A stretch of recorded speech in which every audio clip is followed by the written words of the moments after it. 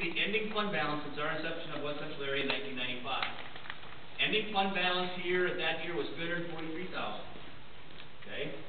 And you can keep on following all the way down what our fund balances have been over the past. On July 1st, on July 1st of 2008, our fund balance, or our beginning balance, was $139,000 in the hole. You can see what's happened to our fund balance. 161.3, 282, 507, 526. A couple things I want to point out on this slide. You see at 6:30 of 10, that's last June 30th, that this number is projected. The reason that is projected is that our auditors were in the offices last week doing their work. So now they take all of our work and they go back and they do what auditors do and check all the numbers. And we are thinking that that number is going to be significantly higher when the auditors are finally done with their work, okay? Which we are also feeling good about. Why is that? Why are we thinking that number is going to be significantly higher? We think that number is going to be significantly higher because a lot of our expenses are coming in under what we budgeted, and there's also been some revenue streams that come more revenue that we weren't aware of. Okay? When I asked the auditor last week, I said, is that normal for schools to have that? And they said, absolutely. And I said, how do you, it's hard for me to get my arms wrapped around that, but how do you explain that to people sitting in a room? And the auditor said, the best way I can present that, she said, is that if you have a job and you get paid for it, and you work here and you work there and you work, and at the end of the year, all of a sudden your employer says, well, all that overtime work that you did, you're going to get paid for it. That's a revenue that you didn't know about, you didn't budget for it. It's nice, good. And I said, that could also apply to the expense side. She said, absolutely. If you have a deal at the grocery store where you're going to pay them $100 every month for groceries, and you just go in and you take out whatever you need, and not really keeping track of that, and all of a sudden at the end of the year, you have this big bill that you have to pay because you went over that. And that's kind of what happens there. So these numbers, if this number comes in, and we should know that in December when the auditors are finished with their work, if that number comes in significantly higher, obviously the numbers following it should be significantly higher as well. Now, the other thing I want to point out in this one is with the ending fund balances, we feel very, very good about this.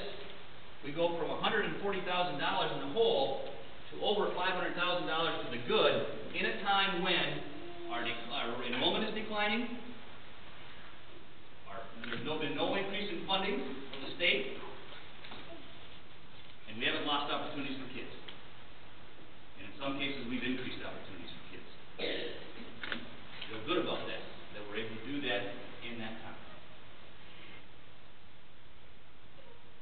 This is our budget, which needs to be adopted in June for the following year. Okay.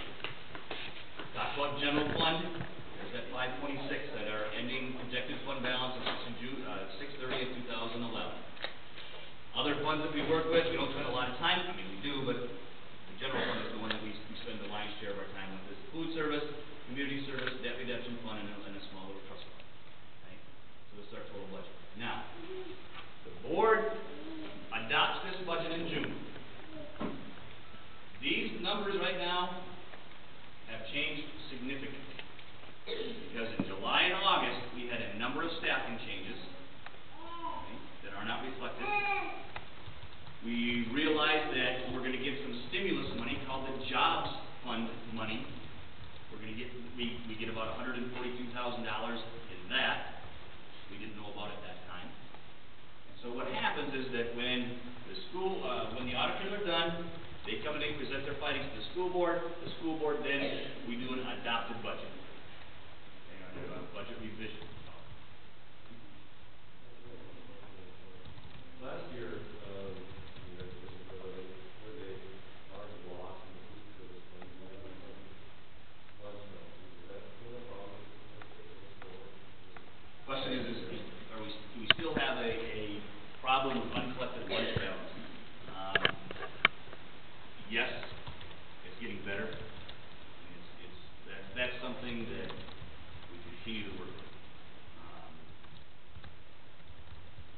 have the perfect solution.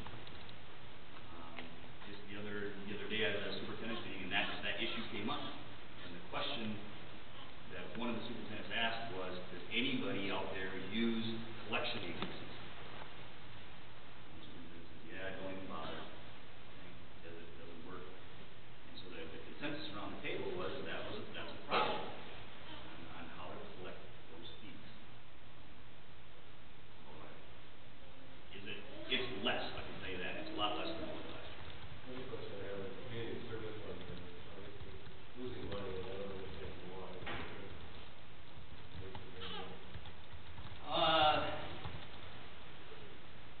Couple things. One, probably don't have as many participants in the adult classes, so we're not taking in as many fees, as much revenue. There's also the issue of not collecting early childhood fees. All day, some of those all day everyday kindergarten fees. So that's after that, you help me with the general fund?